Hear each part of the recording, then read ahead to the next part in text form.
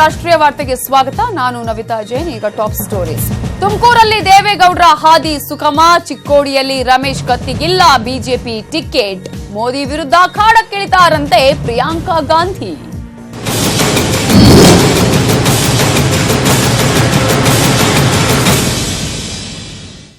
JDS Congress ಪರಿವರ್ತನಾ ಸಮಾವೇಶ ನಡೆಯಲಿದ್ದು, ಸಮಾವೇಶದ ಫ್ಲೆಕ್ಸ್ ಅಲ್ಲಿ ಅಗ್ರ ನಾಯಕನ ಫೋಟೋವೇ ನಾಪತ್ತೆಯಾಗಿದೆ. ಸಿದ್ದರಾಮಯ್ಯ ಅವರನ್ನ ಬಿಟ್ಟು ಫ್ಲೆಕ್ಸ್ ಅಲ್ಲಿ ಎಲ್ಲಾ ಕೈ ನಾಯಕರಿದ್ದಾರೆ, ಆದ್ರೆ ಅಗ್ರ ನಾಯಕನ ಫೋಟೋವೇ ನಾಪತ್ತೆಯಾಗಿದ್ದು ಸಮಾವೇಶದ ಫ್ಲೆಕ್ಸ್ ಅಲ್ಲಿ ಅಗ್ರ ನಾಯಕನ ಫೋಟೋವೇ ಇಲ್ಲ. ಸಿದ್ದರಾಮಯ್ಯ ಅವರನ್ನ ಬಿಟ್ಟು ಫ್ಲೆಕ್ಸ್ ಅಲ್ಲಿ ಉಳಿದ ಎಲ್ಲಾ ಕೈ ನಾಯಕರು ಕೂಡ ಇದ್ದಾರೆ, ಅವರೆಲ್ಲರ ಫೋಟೋ ಕೂಡ ಇದೆ. ಆದ್ರೆ ನಾಳೆ ನಡೆಯಲಿರುವ ಜೆಡಿಎಸ್ ಕಾಂಗ್ರೆಸ್ ಸಮಾವೇಶದಲ್ಲಿ ಸಿದ್ದರಾಮಯ್ಯ ಅವರ ಹೆಸರು, ಫೋಟೋ ಕೂಡ ಇಲ್ಲ. ಫ್ಲೆಕ್ಸ್ ಗಳನ್ನ ಅಳವಡಿಕೆ ಮಾಡಲಾಗಿದೆ, ಫೋಟೋ ಇಲ್ಲದ, ಹೆಸರು ಇಲ್ಲದ ಫ್ಲೆಕ್ಸ್ ಗಳನ್ನ ಅಳವಡಿಕೆ ಮಾಡಲಾಗಿದ್ದು, ಖುದ್ದು ಸಿಎಂ ಪರಿಶೀಲನೆ ನಡೆಸಿದ್ರು ಕೂಡ ಕಾಣಲಿಲ್ವಾ ಈ ಒಂದು ಅಚಾತುರ್ಯ? ರಾರಾಜಿಸ್ತಾ ಇದೆ ಸಿಎಂ ಜೊತೆ ಡಿಕೆ ಸಹೋದರರು. ನಿಖಿಲ್ ಫೋಟೋ ಸಮನ್ವಯ ಸಮಿತಿ ಅಧ್ಯಕ್ಷರನ್ನೇ ಹಾಗಾದ್ರೆ ಮರ್ತಿದ್ಯಾಕೆ? ಉರಿಯೋ ಬೆಂಕಿಗೆ ತುಪ್ಪವನ್ನ ಸುರಿದ್ರ ದಳಪತಿಗಳು. ನಾಳೆ ಕಾಂಗ್ರೆಸ್ ಜೆಡಿಎಸ್ ಸಮಾವೇಶ ನಡೆಯಲಿದೆ, ಆದ್ರೆ ನಾಳೆ ನಡೆಯುವಂತಹ ಈ ಸಮಾವೇಶದಲ್ಲಿ ಎಲ್ಲಾ ನಾಯಕರ ಫೋಟೋಗಳು ರಾರಾಜಿಸ್ತಾ ಇರೋದನ್ನ ನೀವು ಗಮನಿಸಬಹುದು. ಆದ್ರೆ ಸಮನ್ವಯ ಸಮಿತಿ ಅಧ್ಯಕ್ಷರಾಗಿರುವಂತಹ ಮಾಜಿ ಸಿಎಂ ಸಿದ್ದರಾಮಯ್ಯ ಅವರ ಫೋಟೋವನ್ನ ಮಾತ್ರ ಹಾಕ್ಲೇ ಇಲ್ಲ. ಅವರ ಹೆಸರಾಗಿರ್ಬೋದು, ಅವರ ಫೋಟೋವನ್ನ ಕೂಡ ಫ್ಲೆಕ್ಸ್ ಗಳಲ್ಲಿ ಹಾಕದೇ ಇದ್ದು ಈಗಾಗಲೇ ದಳಪತಿಗಳ ಈ ಒಂದು ವಿಚಾರವನ್ನ ಗಮನಿಸಬಹುದು. ಸಿಎಂ ಜೊತೆ ಡಿಕೆ ಸಹೋದರರು ನಿಖಿಲ್ ಫೋಟೋ ಕೂಡ ಇದೆ, ಆದ್ರೆ ಮಾಜಿ ಸಿಎಂ ಸಿದ್ದರಾಮಯ್ಯ ಅವರ ಫೋಟೋ ಮಾತ್ರ ಈ ಫ್ಲೆಕ್ಸ್ ಅಲ್ಲಿ ಕಾಣಿಸ್ತಾನೆ ಇಲ್ಲ. ಅದನ್ನ ನೀವು ಗಮನಿಸಬಹುದು. ಈಗಾಗಲೇ ಖುದ್ದು ಸಿಎಂ ಅವರೇ ಇದನ್ನ ಮುತುವರ್ಜಿ ವಹಿಸಿಕೊಂಡು ನೋಡಿದಾರಂತೆ, ಆದ್ರೂ ಕೂಡ ಈ ಅಚಾತುರ್ಯ ಹಾಗಾದ್ರೆ ಕಾಣಿಸ್ಲಿಲ್ಲ ಅನ್ನುವಂತಹ ಪ್ರಶ್ನೆ ಈಗ ಎದ್ದಿದೆ. ಅಥವಾ ಈ ರೀತಿಯಾಗಿ ಟಾರ್ಗೆಟ್ ಮಾಡಲಾಗಿದೆಯಾ? ಸಿಎಂ ಪರಿಶೀಲನೆ ಮಾಡಿದ್ರು ಕೂಡ ಕಾಣದೇ ಇರೋದಕ್ಕೆ ಏನ್ ಕಾರಣ ಅನ್ನುವಂತಹ ಒಂದು ಪ್ರಶ್ನೆ. ಆದ್ರೆ ಎಲ್ಲರ ಫೋಟೋ ಹಾಕುವಾಗ ಮಾಜಿ ಸಿಎಂ ಸಿದ್ದರಾಮಯ್ಯ ಅವರ ಫೋಟೋ ಮರ್ತಿದ್ ಹೇಗೆ ಅನ್ನುವಂತಹ ಪ್ರಶ್ನೆ ಕೂಡ ಈಗಾಗಲೇ ಎದುರಾಗಿದೆ. ಅಗ್ರನಾಯಕನ ಫೋಟೋನೇ ಅಲ್ಲಿ ನಾಪತ್ತೆಯಾಗಿದೆ. ಇದು ಯಾವ ರೀತಿಯಾದಂತಹ ಒಂದು ಅಂದ್ರೆ ಅಚಾತುರ್ಯದಲ್ಲಿ ಆಗಿರೋದಾ ಅಥವಾ ಬೇಕಂತಾನೆ ಮಾಡಿರೋದಾ ಅನ್ನುವಂತಹ ಪ್ರಶ್ನೆ ಈಗ ಎಲ್ಲರಲ್ಲೂ ಕೂಡ ಇದೆ. ಸಿಎಂ ಜೊತೆ ಯಾರ್ಯಾರ ಫೋಟೋ ಇದೆ ಅನ್ನೋದನ್ನ ಗಮನಿಸಬಹುದು. ನಿಖಿಲ್ ಕುಮಾರಸ್ವಾಮಿ ಫೋಟೋ ಕೂಡ ಇದೆ, ಆದ್ರೆ ಸಮನ್ವಯ ಸಮಿತಿಯ ಅಧ್ಯಕ್ಷರನ್ನೇ ಇಲ್ಲಿ ಮಾಡ್ತಿದ್ಯಾಕೆ? ಉರಿಯುವ ಬೆಂಕಿಗೆ ತುಪ್ಪ ಸುರಿದ್ರ ದಳಪತಿಗಳು ಅನ್ನುವಂತಹ ಪ್ರಶ್ನೆ ಕೂಡ ಇದೆ. ರಾರಾಜಿಸ್ತಾ ಇದೆ ಡಿಕೆ ಶಿವಕುಮಾರ್ ಆಗಿರ್ಬೋದು, ಡಿಕೆ ಸುರೇಶ್ ಅವರ ಫೋಟೋ ಕೂಡ.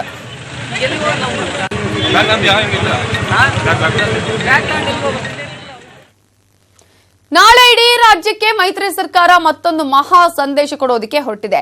ಈ ಸಂದೇಶ ನಾಳೆ ರಾಷ್ಟ್ರ ಮಟ್ಟದಲ್ಲೂ ಚರ್ಚೆ ಆಗಲಿದೆ. ಅದೇ ರಾಹುಲ್ ಗಾಂಧಿ ದೇವೇಗೌಡ ಜಂಟಿ ಸಮಾವೇಶ. ಬಿಜೆಪಿಗೆ ಟಕ್ಕರ್ ಕೊಡೋದಕ್ಕೆ ಈ ರ್ಯಾಲಿ ನಾಳೆ ನಡೆಯಲಿದೆ. ಇದಕ್ಕಾಗಿ ಬೆಂಗಳೂರು ಅಂತಾರಾಷ್ಟ್ರೀಯ ವಸ್ತು ಪ್ರದರ್ಶನ ಕೇಂದ್ರದಲ್ಲಿ ಸಕಲ ತಯಾರಿ ನಡೀತಾ ಇದೆ.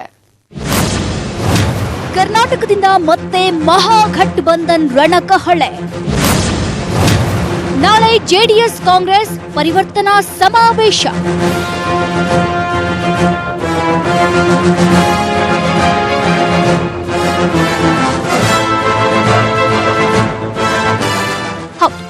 ನಾಳೆ ಕರ್ನಾಟಕದಿಂದ ಮತ್ತೊಂದು ಮಹಾ ರಣಕಹಳೆ ಮೊಳಗಿಸಲಿದೆ ಮಹಾಘಟ್ ಬಂಧನ್.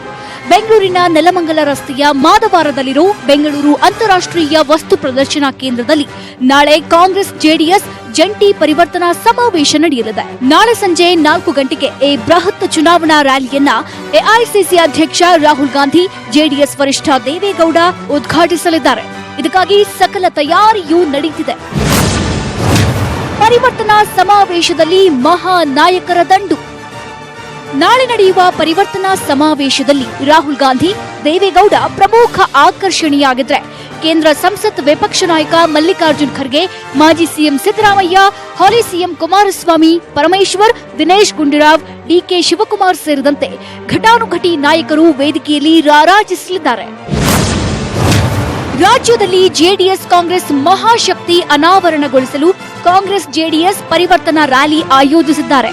ಈ ಮಹಾ ರ್ಯಾಲಿ ಮೂಲಕ ಮಹಾಘಟ್ ಬಂಧನ್ ಗಟ್ಟಿಯಾಗಿದೆ ಎಂಬ ಸಂದೇಶ ಕೊಡಲಿದ್ದಾರೆ. ರಾಜ್ಯ ಮೈತ್ರಿ ಸರ್ಕಾರದಲ್ಲಿ ಯಾವುದೇ ಭಿನ್ನಮತ ಇಲ್ಲ, ಕಾಂಗ್ರೆಸ್ ಜೆಡಿಎಸ್ನಲ್ಲಿ ಒಡಕು ಮೂಡಿಲ್ಲ ಎಂಬ ಸಂದೇಶ ಕೊಡ್ತಾರೆ. ಬಿಜೆಪಿಯನ್ನು ಸೋಲಿಸುವುದೊಂದೇ ಗುರಿ. ಕರ್ನಾಟಕದಲ್ಲಿ 28ಕ್ಕೆ 28 ಲೋಕಸಭಾ ಕ್ಷೇತ್ರ ಗೆಲ್ತೀವಿ ಅನ್ನೋ ಸಂದೇಶವನ್ನ ಇಡೀ ರಾಜ್ಯಕ್ಕೆ ಕೊಡಲು ಈ ಸಮಾವೇಶ ಆಯೋಜಿಸುತ್ತಿದ್ದಾರೆ.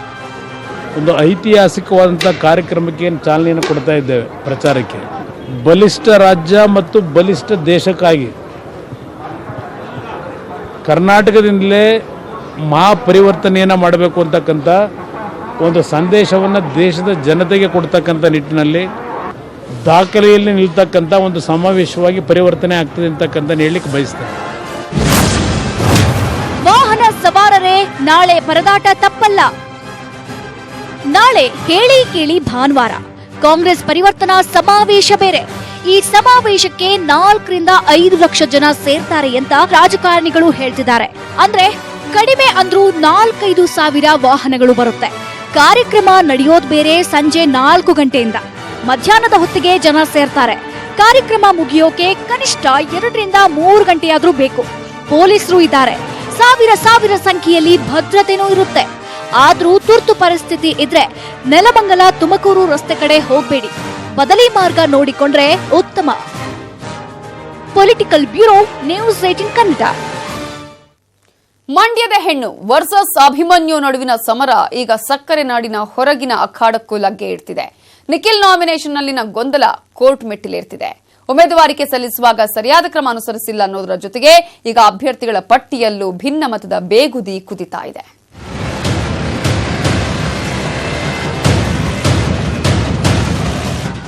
ಇಡೀ ಇಂಡಿಯಾ ರಾಜಕಾರಣದಲ್ಲೇ ಮಂಡ್ಯ ರಾಜಕಾರಣ ದಿನಕ್ಕೊಂದು ತಿರುವು ಪಡಿತಾ ಇದೆ. ಎದುರಾಳಿಗಳ ಏಟು ಎದಿರೇಟು ಇದೀಗ ಕೋರ್ಟ್ ಮೆಟ್ಟಿಲೇರೋ ಹಂತಕ್ಕೆ ಬಂದು ನಿಂತಿದೆ. ಇಷ್ಟಕ್ಕೆಲ್ಲ ಕಾರಣ ನಿಖಿಲ್ ನಾಮಿನೇಷನ್ನಲ್ಲಿನ ಗೊಂದಲ ಹಾಗೂ ಮಂಡ್ಯ ಲೋಕಸಮರದಲ್ಲಿರೋ ಕಲಿಗಳ ಹೆಸರುಗಳು, ಅಭ್ಯರ್ಥಿಗಳ ಪಟ್ಟಿಯಲ್ಲಿ ಪಡ್ಕೊಂಡಿರೋ ಕ್ರಮ ಸಂಖ್ಯೆ.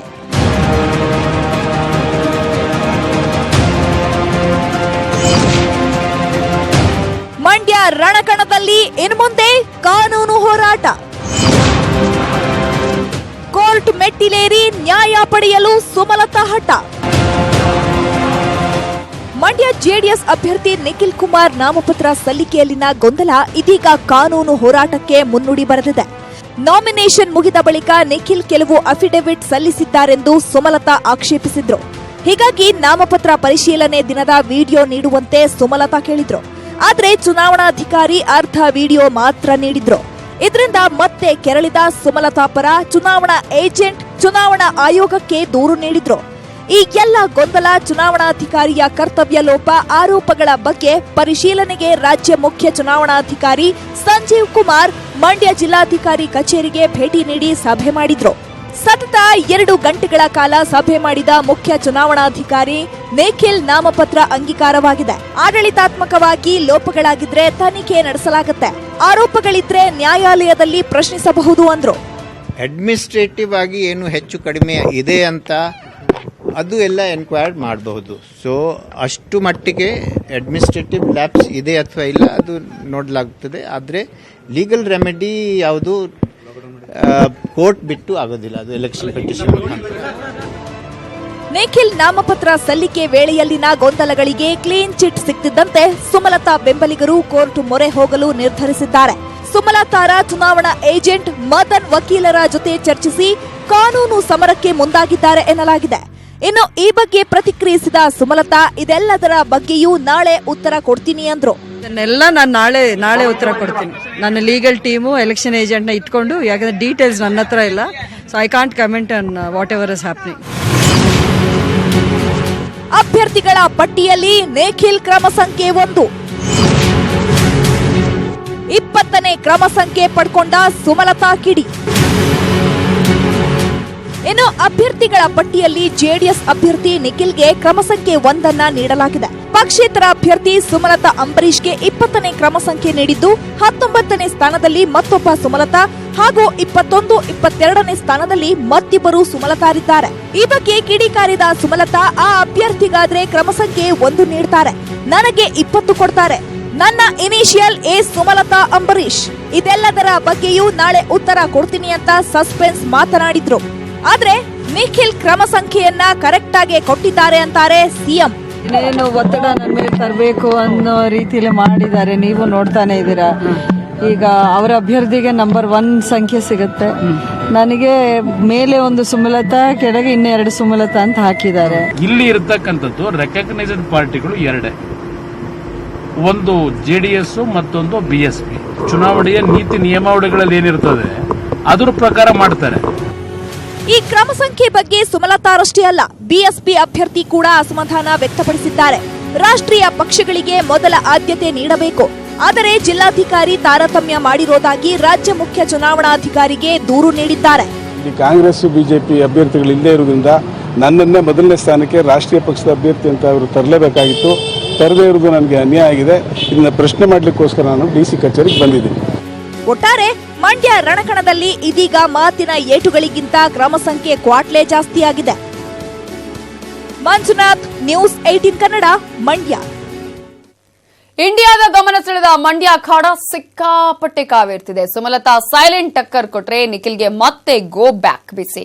ಆದ್ರೂ ಪಟ್ಟು ಬಿಡದ ಜೋಡಿತ್ತುಗಳು ಈಗ ಮಂಡ್ಯ ಮತದಾರರ ಸಂಬಂಧಿಕರ ಬೆನ್ನು ಬಿದ್ದಿದ್ದಾರೆ. ನಿಖಿಲ್ ಗೆಲ್ಲಿಸೋಕೆ ಡಿಕೆಶಿ ಒಂದು ಸ್ಪೆಷಲ್ ಟೀಮ್ ಅನ್ನೇ ಕಾರ್ಯಾಚರಣೆಗೆ ಇಳಿಸಿದ್ದಾರೆ.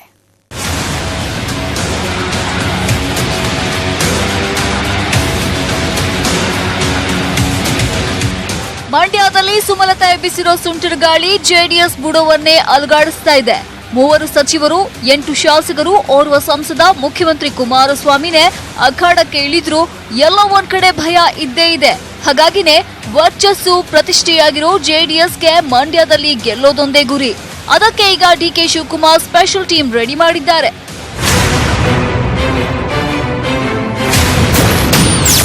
ಮಂಡ್ಯ ನಂಟಿರುವ ದೂರಿನ ಸಂಬಂಧಿಕರ ಪಟ್ಟಿ. ನಿಖಿಲ್ ಗೆಲುವಿಗಾಗಿ ಫೀಲ್ಡ್ಗಿಳಿದಿದೆ ಡಿಕೆಶಿ ಸ್ಪೆಷಲ್ ಟೀಮ್. ಮಂಡ್ಯ ಅಂದ್ರೆ ಇಂಡಿಯಾ ಅನ್ನೋದು ಜಗಜ್ಜನಿತ. ಅಷ್ಟೇ ಅಲ್ಲ, ಮಂಡ್ಯದ ನಂಟು ಇಂಡಿಯಾ ತುಂಬಾ ಇದೆ. ಇದೇ ವಿಷಯ ಇಟ್ಕೊಂಡು ಸಚಿವ ಡಿಕೆ ಶಿವಕುಮಾರ್ ಮಂಡ್ಯ ನಂಟಿರುವ ದೂರದ ಊರುಗಳಲ್ಲಿರೋ ಸಂಬಂಧಿಕರು ಆಪ್ತರ ಪಟ್ಟಿಯನ್ನ ಸಿದ್ಧಪಡಿಸೋದಕ್ಕೆ ಟೀಮ್ ಬಿಟ್ಟಿದ್ದಾರೆ. ಈಗಾಗಲೇ ಮಂಡ್ಯ ಸುತ್ತಮುತ್ತಲಿನ ರಾಮನಗರ, ಚನ್ನಪಟ್ಟಣ, ಕನಕಪುರ, ಮಾಗಡಿ, ಮೈಸೂರು ಸೇರಿ 10 ತಾಲೂಕುಗಳಲ್ಲಿರೋ ಸಂಬಂಧಿಕರ ಪಟ್ಟಿ ಸಿದ್ಧಪಡಿಸಿದ್ದಾರೆ. ಇವರ ಮೂಲಕ ಮಂಡ್ಯ ಮತದಾರರನ್ನ ಸೆಳೆಯುವ ಪ್ರಯತ್ನಕ್ಕೆ ಡಿಕೆಶಿ ಸ್ಪೆಷಲ್ ಟೀಮ್ ಪಟ್ಟಿ ಸಿದ್ಧಪಡಿಸಿದೆ. ಈಗಾಗಲೇ ಹಲವರನ್ನ ಸಂಪರ್ಕಿಸಿದ್ದಾರೆ. ಜೆಡಿಎಸ್ನ ನಿಖಿಲ್ಗೆ ಮತ ಹಾಕಿಸೋದಕ್ಕೆ ಮನವಿ ಜೊತೆಗೆ ಕಾಣಿಕೆಯೂ ಹೋಗಿದ್ಯಂತೆ.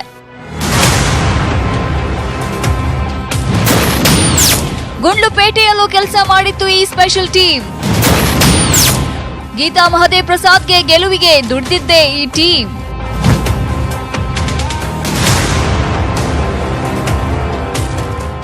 ಸಚಿವ ಮಹದೇವ ಪ್ರಸಾದ್ ನಿಧನರಾದ್ಮೇಲೆ ಅವರ ಪತ್ನಿ ಗೀತಾ ಮಹದೇವ್ ಪ್ರಸಾದ್ ಎಲೆಕ್ಷನ್ಗೆ ನಿಂತು ಗೆದ್ದಿದ್ರು. ಮೊದಲ ಬಾರಿಗೆ ರಾಜರಾಜೇಶ್ವರಿ ನಗರದಲ್ಲಿ ಮುನಿರತ್ನ ಎಲೆಕ್ಷನ್ಗೆ ನಿಂತು ಗೆದ್ದಾಗಲೂ ಇದೇ ಟೀಮ್ ಕೆಲಸ ಮಾಡಿತ್ತು. ಇದೇ ಟೀಮ್ ಸ್ಟ್ರಾಟಜಿಯನ್ನ ಡಿಕೆಶಿ ಮಂಡ್ಯದಲ್ಲಿ ಪ್ರಯೋಗ ಮಾಡ್ತಾ ಇದ್ದು, ಕುಮಾರಸ್ವಾಮಿಗೆ ಡಿಕೆಶಿ ಡೋಂಟ್ ವರಿ ಬ್ರದರ್ ಅಂತ ಅಭಯ ನೀಡಿದ್ದಾರೆ.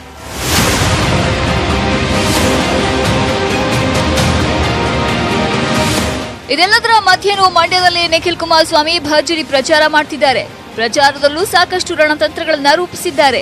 ಆದ್ರೆ ತಂತ್ರ ಪ್ರತಿತಂತ್ರಗಳ ಮಧ್ಯೆಯೂ ಸುಮಲತಾ ಜನರ ಮೇಲೆ ನಂಬಿಕೆ, ಪ್ರೀತಿಯ ಬ್ರಹ್ಮಾಸ್ತ್ರ ಪ್ರಯೋಗಿಸ್ತಾ ಭರ್ಜರಿಯಾಗಿ ಮತಬೇಟೆ ಮಾಡ್ತಿದ್ದಾರೆ.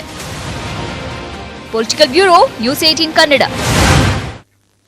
ಜೆಡಿಎಸ್ ನಾಯಕರು ಒಬ್ಬರಲ್ಲ ಒಬ್ರು ದಿನಕ್ಕೊಂದು ವಿವಾದಿತ ಹೇಳಿಕೆ ಕೊಡ್ತಾನೆ ಇದ್ದಾರೆ. ಸಚಿವ ರೇವಣ್ಣ ಆಯ್ತು, ಪುಟ್ಟರಾಜು ಆಯ್ತು, ಈಗ ಸಾರಿಗೆ ಸಚಿವ DC ತಮ್ಮಣ್ಣ ಅವಾಚ್ಯ ಪದಗಳನ್ನ ಬಳಸಿದ್ದಾರೆ.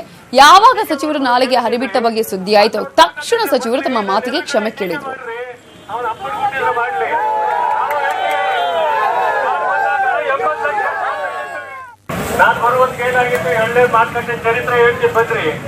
ಇವತ್ತೆಲ್ಲ ನೀವೆಲ್ಲ ಹಣ ಮಾಡ್ಕೊಂಡು ಇಲ್ಲಿ ಮೋಜ್ ಮಾಡ್ಕೊಂಡು ಇಲ್ಲಿ ಟೀಕೆ ಮಾಡು ಅಂತ ಕೇಳಿದ್ದೀನಿ ನಾನು. ಮಂಡ್ಯದಲ್ಲಿ ಐಟಿ ದಾಳಿ ಆಗಿದ್ದಕ್ಕೂ ತಮಿಳುನಾಡಿನಲ್ಲಿರುವ ರಜನಿಕಾಂತ್ಗೂ ಏನ್ ಸಂಬಂಧ ಇದೆ? ಐಟಿ ದಾಳಿ ಮಾಡಿಸಿ ಅಂತ ಮೋದಿಗೆ ಒತ್ತಡ ಹಾಕಿದ್ದೆ ರಜನಿಕಾಂತ್ ಹೇಳಿದ್ದಕ್ಕೆ ಜೆಡಿಎಸ್ನವರ ಮೇಲೆ ಐಟಿ ದಾಳಿ ಆಗಿದ್ದು. ಹೀಗಂತ ನಾವು ಹೇಳ್ತಾ ಇಲ್ಲ, ಸಚಿವ ಪುಟ್ಟರಾಜು ಕೊಟ್ಟಿರೋ ಸ್ಟೇಟ್ಮೆಂಟ್ ಇದು. ರಾಜ್ಯದಲ್ಲಿ ಐಟಿ ದಾಳಿ ಮಾಡಿಸಿದ್ದು ನಟ ರಜನಿಕಾಂತ್ ದಾಳಿ ಮಾಡಿಸಿದ್ದು ಅಂದ್ರು ಪುಟ್ಟರಾಜು.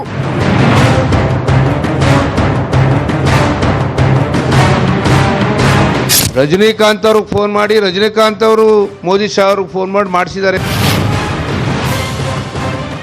ಕೇಳಿದ್ರಲ್ಲ ಸಚಿವ ಪುಟ್ಟರಾಜು ಹೇಳಿಕೆಯನ್ನ. ಮಂಡ್ಯ ಹಾಸನದಲ್ಲಿ ಐಟಿ ದಾಳಿಯಾಗಿದ್ದಕ್ಕೆ ಕಾರಣ ರಜನಿಕಾಂತ್ ಅಂತೆ. ರಜನಿಕಾಂತ್ ಮೋದಿ ಅಮಿತ್ ಶಾಗೆ ಫೋನ್ ಮಾಡಿ ಐಟಿ ದಾಳಿ ಮಾಡಿಸಿ ಅಂದ್ರಂತೆ. ಅದಕ್ಕೆ ಜೆಡಿಎಸ್ನವರ ಮೇಲೆ ಆದಾಯ ತೆರಿಗೆ ಅಧಿಕಾರಿಗಳು ದಾಳಿ ಮಾಡಿದ್ರಂತೆ. ಹೇಗಂತ ಸಚಿವ ಪುಟ್ಟರಾಜು ಹೇಳ್ತಾವ್ರೆ. ಕುಮಾರಸ್ವಾಮೀಜಿಯವರು ನಿಮ್ಮ ಮುಂದೆ ಸಮ್ಮುಖ ಸಂಜೆ ಹೇಳ್ತಾರೆ.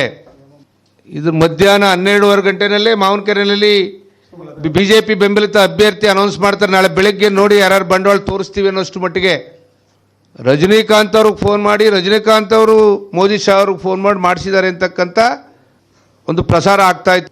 ಬೆಂಬಲಿತ ಅಭ್ಯರ್ಥಿ ಬಗ್ಗೆ ಇಷ್ಟೊಂದು ಪ್ರೀತಿ ಯಾಕೆ ಅಂತಕ್ಕಂಥದ್ದು ನನಗೆ ಅರ್ಥ ಆಗ್ತಾ ಇಲ್ಲ. ಈ BJP ನಾಯಕರು ಇವ್ರ ಯೋಗ್ಯತೆಗೆ ಒಂದು ಕ್ಯಾಂಡಿಡೇಟ್ ಹಾಕೋ ಯೋಗ್ಯತೆ ಇಲ್ಲ. ಪಾಪ ಯಾರ್ದೋ ಹೆಸರನ್ನು ಮುಂದಿಟ್ಕೊಂಡು ತಂದಿಟ್ಕೊಂಡು ಏನೋ ರಾಜಕಾರಣ ಮಾಡ್ಬೋದು ಅಂತ ಬಂದಿದ್ದಾರೆ. ರಜನಿಕಾಂತ್ ಹೇಳಿ ಕೇಳಿ ಸೂಪರ್ ಸ್ಟಾರ್ ನಟ. ಅಂಬರೀಶ್ ಆಪ್ತ ಗೆಳೆಯ. ಅಂಬಿ ಸತ್ತಾಗ ಬಂದು ಕಣ್ಣೀರು ಹಾಕಿದ್ದು ಇದೇ ರಜನಿಕಾಂತ್ ಅನ್ನೋದು ಎಲ್ಲರಿಗೂ ಗೊತ್ತು. ಹಾಗೆ ರಜನಿಕಾಂತ್ಗೂ ಮೋದಿಗೂ ಒಳ್ಳೆಯ ಗೆಳೆತನ. ಖುದ್ದು ಪ್ರಧಾನಿಯವರೇ ರಜನಿಕಾಂತ್ ಮನೆಗೆ ಬಂದು ಹೋಗಿದ್ದೂ ಉಂಟು. ಇದಿಷ್ಟೇ ಅಲ್ಲ, ಸುಮಲತಾ ಎಲೆಕ್ಷನ್ಗೆ ನಿಂತಾಗ ರಜನಿಕಾಂತ್ ಖುದ್ದು ಬಿಜೆಪಿಯವರ ಜೊತೆ ಬೆಂಬಲ ನೀಡಲು ಮಾತನಾಡಿದ್ರಂತೆ. ಈಗ ಸುಮಲತಾ ರಜನಿಕಾಂತ್ ಕಡೆಯಿಂದ ಹೇಳಿಸಿ ಐಟಿ ದಾಳಿ ಮಾಡಿಸಿದ್ರು ಅನ್ನೋದು ಪುಟ್ಟರಾಜು ಆರೋಪ. ಈ ಬಗ್ಗೆ ಸುಮಲತಾ ಅವರನ್ನ ಕೇಳಿದ್ರೆ ಅವರು ಹೇಳಿದ್ದಿಷ್ಟು. ಅಲ್ಲ, ನಮ್ಗೆ ಇಷ್ಟು ಪವರ್ ಇದೆ ಅಂತ ನನಗೆ ಗೊತ್ತಿರ್ಲಿಲ್ಲ. ಹೇಳ್ಕೊಟ್ಟಿದ್ದಕ್ಕೆ ಸಂತೋಷ ಆಯ್ತು. ಹೌದಪ್ಪ, ನನಗೆ ಎಲ್ಲಾನು ನನಗೆ ಗೊತ್ತು.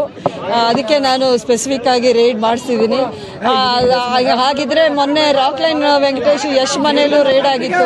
ಅದನ್ನ ಯಾಕೆ ನಾನು ತಡೆದಿಲ್ಲ ಅಂತ ಈಗ ನನಗೆ ಬೇಜಾರಾಗ್ತಾ ಇದೆ. ಸುಮಲತಾ ಹೇಳಿಕೆ ಬೆನ್ನಲ್ಲೇ ಸಿಎಂ ಕುಮಾರಸ್ವಾಮಿ ಐಟಿ ದಾಳಿ ಮೂಲಕ ಸೇಡಿನ ರಾಜಕಾರಣ ಮಾಡ್ತಿದ್ದಾರೆ ಅಂತ ಗುಡುಗಿದ್ರು. ಇನ್ನೂ ದ್ವೇಷದ ರಾಜಕಾರಣಗಳನ್ನ ಬಿಟ್ಟಿಲ್ಲ. ನಿನ್ನೆ ರೈಲ್ವೆ ಅಧಿಕಾರಿಗಳ ಹೆಸರಿನಲ್ಲಿ 8 ಏಜೆನ್ಸಿಗಳಲ್ಲಿ 2-3 ಕಾರ್ಗಳನ್ನು ತರಿಸ್ಕೊಂಡು ಐಟಿ ಅಧಿಕಾರಿಗಳು. ಈ ರೀತಿಯ ಸಣ್ಣತರದ ಇವರ ನಡವಳಿಕೆಗಳೇನಿದೆ, ಏನು ಬಂಡವಾಳ ಸಿಗೋದಿಲ್ಲ. ಮುಖ್ಯಮಂತ್ರಿಗಳು ಪ್ರಧಾನಮಂತ್ರಿಗಳು ಬರ್ತಾರೆ ಹೋಗ್ತಾರೆ. ಅಧಿಕಾರಿಗಳು ಒಂದು ಬಾರಿ ಅಧಿಕಾರಕ್ಕೆ ಕೆಲಸಕ್ಕೆ ಸೇರ್ಕೊಂಡ ಮೇಲೆ ಅವರು ನಿರ್ವಹಣೆ ಮಾಡ್ತಕ್ಕಂಥದ್ರಲ್ಲಿ ಫೇರ್ ಆಗಿ ಕೆಲಸ ಮಾಡಬೇಕು ಅನ್ನೋದು ನಾನು ಅವ್ರಿಗೆ ಹೇಳ್ತಕ್ಕಂಥದ್ದಷ್ಟೇ. ರಾಜಕೀಯ ಏನೇ ಇರಲಿ, ರಜನಿಕಾಂತ್ ಸಜ್ಜನ ವ್ಯಕ್ತಿ ಆದಾಯ ತೆರಿಗೆ ದಾಳಿ ಮಾಡಿಸಿ ಅಂತ ಹೇಳ್ತಾರಲ್ಲ, ಹೋಗ್ಲಿ, ರಜನಿಕಾಂತ್ ಹೇಳಿದ್ದಕ್ಕೆಲ್ಲ ಮೋದಿ ಓಕೆ ಅಂದ್ಬಿಡ್ತಾರಾ ಅನ್ನೋದು ಈಗಿರುವ ಪ್ರಶ್ನೆ. Political bureau, news 18 Kannada. ಕೋಲಾರದಲ್ಲಿ 8ನೇ ಬಾರಿ ಲೋಕಸಮರಕ್ಕಿಳಿದಿರುವ ಕಾಂಗ್ರೆಸ್ ಅಭ್ಯರ್ಥಿ KH ಮುನಿಯಪ್ಪಗೆ ಭಿನ್ನಮತದ ಬಿಸಿ ಕಾಡ್ತಾ ಇದೆ. ನಾಮಪತ್ರ ಸಲ್ಲಿಸಿದ ಮಾರ್ಚ್ 25ರಿಂದ ಇಲ್ಲಿಯವರೆಗೂ ಕಾಂಗ್ರೆಸ್ ಶಾಸಕ SN Narayanaswamy, speaker Ramesh Kumar, V Muniyappa, Nazeer Ahmed, H Nagesh ಇವರು ಮುನಿಯಪ್ಪನವರ ಫೋನ್ ಸಂಪರ್ಕಕ್ಕೆ ಸಿಕ್ತಿಲ್ವಂತೆ. ಇವಾಗ ಖುದ್ದು ಮುನಿಯಪ್ಪ ಅಸಹಾಯಕತೆ ವ್ಯಕ್ತಪಡಿಸಿದ್ದಾರೆ. ನನಗೆ ಟಿಕೆಟ್ ಕೊಡಬೇಡಿ ಅಂದವರು ಸದ್ಯಕ್ಕೆ ನನ್ನ ಸಂಪರ್ಕಕ್ಕೆ ಸಿಕ್ತಿಲ್ಲ ಅಂತ ಅಳಲು ತೋಡ್ಕೊಂಡ್ರು. ನೀವೆಲ್ಲ ನೋಡಿರ್ತೀರಿ, ಎಲ್ಲ ಭಾಗವಹಿಸಿದ್ರು, ಕೆಲವರು ಬಂದಿಲ್ಲ. ಅವ್ರನ್ನ ನಾನು ಮಾತಾಡಿ ಪ್ರಯತ್ನ ಮಾಡ್ತೀನಿ ಕರೆಯೋದಕ್ಕೆ, ಅವರು ಅದಕ್ಕೆ ರಿಪ್ಲೈ ಮಾಡಲಿಲ್ಲ. ಆದರೆ ನಾನು ಇವತ್ತು ಕೂಡ ಅವ್ರನ್ನ ಆಶಾಭಾವನೆಯಿಂದಿದ್ದೀನಿ. ಪಕ್ಷ ದೊಡ್ಡದು. ಇವತ್ತಿನ ರಾಷ್ಟ್ರದ ವಿದ್ಯಮಾನಗಳನ್ನು ಚಿಂತನೆ ಮಾಡಿ ಮುಂದಿನ ದಿನಗಳಲ್ಲಿ ಕೊಡುವಂತಹ ಚುನಾವಣೆ ಅವರೆಲ್ಲರೂ ಕೂಡ ಭಾಗವಹಿಸಬೇಕು. ಪಕ್ಷ ದೊಡ್ಡದು, ಭಿನ್ನಾಭಿಪ್ರಾಯ. ರಾಜಕೀಯದ ಪ್ರಮುಖ ಬೆಳವಣಿಗೆ ಅನ್ನುವಂತೆ ಇವತ್ತು ಬಿಜೆಪಿ ಶಾಸಕ ಉಮೇಶ್ ಕತ್ತಿ ಮನೆಗೆ ಜೊಲ್ಲೆ ದಂಪತಿ ಭೇಟಿ ಕೊಟ್ಟಿದ್ರು. ಚಿಕ್ಕೋಡಿ ಕ್ಷೇತ್ರದಲ್ಲಿ ಸಹೋದರನಿಗೆ ಟಿಕೆಟ್ ಮಿಸ್ ಆಗಿ ಶಾಸಕಿ ಶಶಿಕಲಾ ಜೊಲ್ಲೆ ಗಂಡ ಅಣ್ಣಾ ಸಾಹೇಬ್ ಜೊಲ್ಲೆಗೆ ಬಿಜೆಪಿ ಟಿಕೆಟ್ ಕೊಟ್ಟಿತ್ತು. ಇದರಿಂದ ಉಮೇಶ್ ಕತ್ತಿ ಅಸಮಾಧಾನ ಹೊರ ಹಾಕಿದ್ರು. ಆದರೆ ಇವತ್ತು ಅಣ್ಣಾ ಸಾಹೇಬ್ ಜೊಲ್ಲೆ ಹಾಗೂ ಶಶಿಕಲಾ ಜೊಲ್ಲೆ ಉಮೇಶ್ ಕತ್ತಿ ಅವರನ್ನ ಭೇಟಿ ಮಾಡಿ ಬೆಂಬಲಿಸುವಂತೆ ಮನವಿ ಮಾಡಿದ್ರು.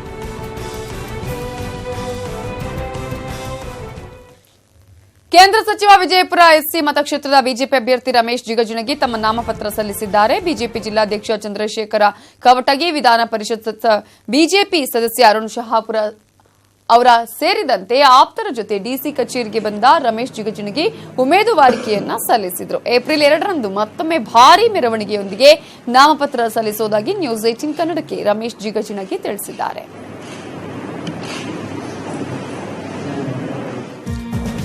ಜಮ್ಮು ಕಾಶ್ಮೀರದಲ್ಲಿ ಮತ್ತೆ ಭಯೋತ್ಪಾದಕರು ಅಟ್ಟಹಾಸ ಮೆರೆದಿದ್ದಾರೆ. ಪುಲ್ವಾಮಾದಲ್ಲಿ ಸಿಆರ್ಪಿಎಫ್ ಪೋಸ್ಟ್ ಮೇಲೆ ಗ್ರೆನೇಡ್ ದಾಳಿ ನಡೆಸಿದರೆ ಬಾರಾಮೂಲದಲ್ಲಿ ಓರ್ವ ನಾಗರಿಕನನ್ನ ಹತ್ಯೆ ಮಾಡಿದ್ದಾರೆ. ಪುಲ್ವಾಮಾದ SBI ಬ್ಯಾಂಕ್ ಹತ್ತಿರ ಇದ್ದ ಸಿಆರ್ಪಿಎಫ್ ಪೋಸ್ಟ್ ಮೇಲೆ ಭಯೋತ್ಪಾದಕರು ಗ್ರೆನೇಡ್ ದಾಳಿ ಮಾಡಿದ್ದು ತಕ್ಷಣ ಚಿತ್ತ ಸೇನೆ ಓರ್ವ ಉಗ್ರನನ್ನ ಕೊಂದು ಹಾಕಿದೆ. ಇನ್ನು ಬಾರಾಮೂಲದಲ್ಲಿ ಉಗ್ರರ ದಾಳಿಗೆ ಓರ್ವ ನಾಗರಿಕ ಬಲಿಯಾಗಿದ್ದು, ಈ ಮಧ್ಯೆ ಜಮ್ಮು ಕಾಶ್ಮೀರದಲ್ಲಿ ಅನುಮಾನಾಸ್ಪದವಾಗಿ ಕಾರಲ್ಲಿ ಸ್ಫೋಟ ಸಂಭವಿಸಿದ್ದು ಸೇನೆ ತನಿಖೆಯನ್ನ ಚುರುಕುಗೊಳಿಸಿದೆ.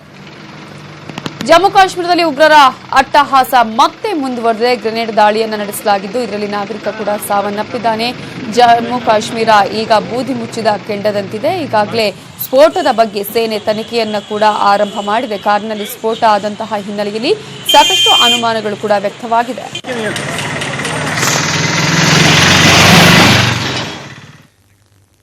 ಬಿಜೆಪಿ ಭೀಷ್ಮ ಎಲ್ಕೆ ಅಡ್ವಾಣಿ ಸ್ಪರ್ಧೆ ಮಾಡ್ತಾ ಇದ್ದ ಗುಜರಾತ್ನ ಗಾಂಧಿನಗರ ಕ್ಷೇತ್ರದಿಂದ ಸ್ಪರ್ಧಿಸಿರುವ ಅಮಿತ್ ಶಾ ಇವತ್ತು ನಾಮಪತ್ರ ಸಲ್ಲಿಸಿದ್ರು. ಅಮಿತ್ ಶಾ ನಾಮಪತ್ರ ಸಲ್ಲಿಕೆ ವೇಳೆ ಅರುಣ್ ಜೇಟ್ಲಿ, ರಾಜನಾಥ್ ಸಿಂಗ್, ಉದ್ದವ್ ಠಾಕ್ರೆ ಉಪಸ್ಥಿತಿ ಇದ್ರು. ಇದಕ್ಕೂ ಮುನ್ನ ಅಹಮದಾಬಾದ್ನಲ್ಲಿ ಅಮಿತ್ ಶಾ ಅವರು ಸರ್ದಾರ್ ಪಟೇಲ್ ಪ್ರತಿಮೆಗೆ ಮಾಲಾರ್ಪಣೆ ಮಾಡಿ ಬೃಹತ್ ರೋಡ್ ಶೋ ಮಾಡಿದ್ರು.